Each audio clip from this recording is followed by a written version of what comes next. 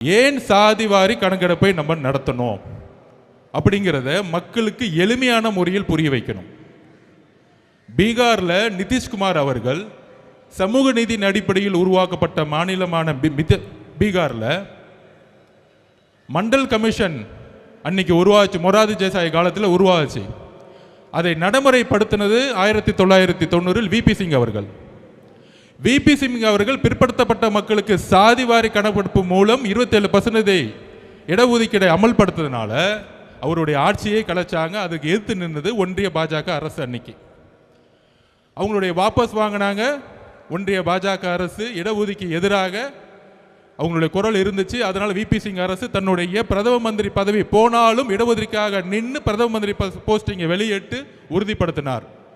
இந்த வரலாறு ஏன் சொல்ற அப்படின்னா, இன்றைக்கு இருக்கக்கூடிய திமுக அரசு சமூக நீதின்னு சொல்லக்கூடிய முதலமைச்சர் திரு மு.க. ஸ்டாலின் அவர்கள் பீகாரில் நிதிஷ்குமார் அவர்கள் சமூக நீதியின் அடிப்படையில் கேஸ்ட் ரிசர்வேஷனை நடத்தினார். ஏன் நடத்தினார் அப்படின்னா, அங்கு இருக்கக்கூடிய அனைத்து தரப்பட்ட மக்களும், எஸ்சி மக்கள், எஸ்டி மக்கள், பிசி மக்கள், ஓபிசி மக்கள், எம்பிசி மக்கள், எல்லா மக்களுடைய தற்சமயம் கணக்கு என்ன? 1931 தான் கடைசியில் எடுத்த சர்வே, பிரிட்டிஷ்காரங்க எடுத்தாங்க. அப்போ அவர் ஒரு சேலஞ்சு பண்ணி சமூக நீதி அடிப்படையில் நம்ம ஒரு ரிசர்வேஷன், நம்ம ஒரு கணக்கெடுப்பு நடத்தணும். அந்த கணக்கெடுப்பு நடத்தும் பொழுது எந்தெந்த சாதி மக்களுடைய உண்மையான கணக்கெடுப்பு என்ன, அந்த கணக்கெடுப்பை நடத்தி அரசு தன்னுடைய திட்டங்களை எங்கெல்லாம் ஏழ்மையின் விளிம்பு நிலையில் இருக்கக்கூடிய மக்கள் இருக்காங்களோ அங்க போய் கொண்டு போய் சேர்க்கணும்னு நினைச்சவர் தான் நிதிஷ்குமார் அவர்கள். இவர் தான் உண்மையான முதலமைச்சர். அவரை ஃபாலோ பண்ணி நம்மளுடைய பக்கத்து மாநில கர்நாடகாவில் இருக்கக்கூடிய உண்மையான சமூக நீதி காவலர் இருக்கக்கூடிய திரு சீதாராமையா அவர்கள் கணக்காய்வு நடத்தினார். அதுக்கப்புறம் தெலுங்கானா ஒரு புதிய முதலமைச்சர் முதல் முறையில் இருக்கிறார் ரேவந்த் ரெட்டி அவர்கள். அவரும் கணக்கெடுப்பை நடத்தி இன்றைக்கு அதுக்கான கமிஷனை போட்டு தன்னுடைய அரசினுடைய திட்டங்கள் சரியாக கரெக்டாக கணக்கெடுப்பு நடத்தி திட்டங்களை அந்த ரிசர்வேஷன் மூலியமாக எங்கெல்லாம் ஏழ்மை இருக்கோ, எங்கெல்லாம் வறுமை இருக்கோ, எங்கெல்லாம் தீண்டாமை இருக்கோ அதற்கு எதிராக அரசினுடைய ஒட்டுமொத்த திட்டங்களையும் கொண்டு போய் சேர்த்திருக்கிறார். காங்கிரஸ் ஆளக்கூடிய மாநிலங்கள், எதிர்கட்சியா இருக்கக்கூடிய நிதிஷ்குமார் ஆளக்கூடிய மாநிலங்கள், இங்கெல்லாம் ஒரு சாதிவாரி கணக்கெடுப்பு நடத்தும் பொழுது சமூக நீதியின் அடிப்படையில் உருவான திமுக, அண்ணாதுரை ஒரே ஒரு விஷயத்துக்காக இந்த திமுக உருவாக்கினார், சமூக நீதி. சமூக நீதியின் அடிப்படையில் உருவாக்கின திமுக அதோடைய வழித்தொண்டில் வந்த கலைஞருடைய மகனாக இருக்கக்கூடிய திரு மு.க. ஸ்டாலின் அவர்களுக்கு சாதிவாரி கணக்கெடுப்புனால என்னன்னே தெரியல. மக்கள் தொகை கணக்கெடுப்பையும் சாதிவாரி கணக்கெடுப்பையும் குழப்பி சட்டசபையில் பேசுறாரு. இது ஒன்றிய பாஜக அரசு தான் நடத்தணும்.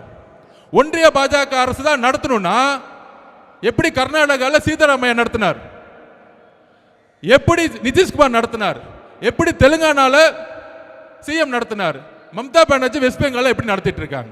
இதற்கு முதலமைச்சர் பிரஸ் மீட்டை வச்சு தயவு செஞ்சு பத்திரிகையாளர் கேள்வி கேளுங்க.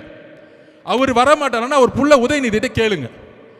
ஏன் கேட்க சொல்றேன்னா, அவர் புள்ள உதயநிதி கிட்ட நம்மளை பார்த்து மாநாடுல கொள்கையற்ற கட்சி தமிழக வெற்றி கழகம், நான் சேலஞ்ச் விடுறேன் உங்களை பார்த்து, இன்னைக்கு நீங்க உங்களுடைய திரு முதலமைச்சர் ஸ்டாலின் அவர்களே, திரு உதயநிதி அவர்களே, உங்களுடைய தொலைக்காட்சி சேனலுக்கே கூப்பிடுங்க, இல்ல சன் டிவிக்கே கூப்பிடுங்க, நான் வரேன்.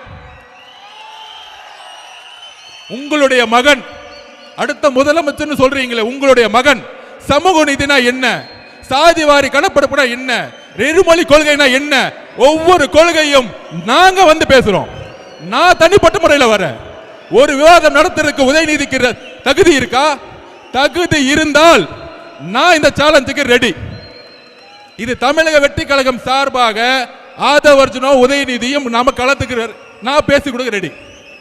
அப்படி ரெடி இல்லைன்னா தமிழக வெற்றி கழகத்தை பார்த்து கொள்கை தெரியாத ஒரு கட்சின்னு சொல்லாதீங்க. இன்னையோட பயந்துட்டு வீட்டை விட்டு வெளியே வராதீங்க. மாண்புமிகு முதலமைச்சருக்கு ஸ்டாலின் அவருக்கு டைரக்டா சேலஞ்ச் கொடுக்கிறேன். உங்களுடைய மகனை ஸ்ட்ரைட்டா எந்த தொலைக்காட்சிக்கு வேணா அனுப்புங்க, கொள்கை ரீதியான எல்லா கேள்விகளுக்கும் அவர் என்ன வேணா என்ன பார்த்து கேட்கட்டும், நான் என்ன வேணா கேட்கிறேன், தைரியம் இருந்தா பதில் சொல்லட்டும். ஒருவேளை நான் தோத்துட்டு அரசியல் விட்டு போயிடுறேன், அரசியலை விட்டு அன்னைக்கே ரிசைன் பண்ணிட்டு போயிடுறேன். அப்படி தைரியம் இல்லைன்னா மாண்புமிகு உதயநிதி அவர்களே, தயவு செஞ்சு மேடையில் என் கட்சியை பத்தியே பேசாதீங்க, கொள்கை தெரியலன்னு.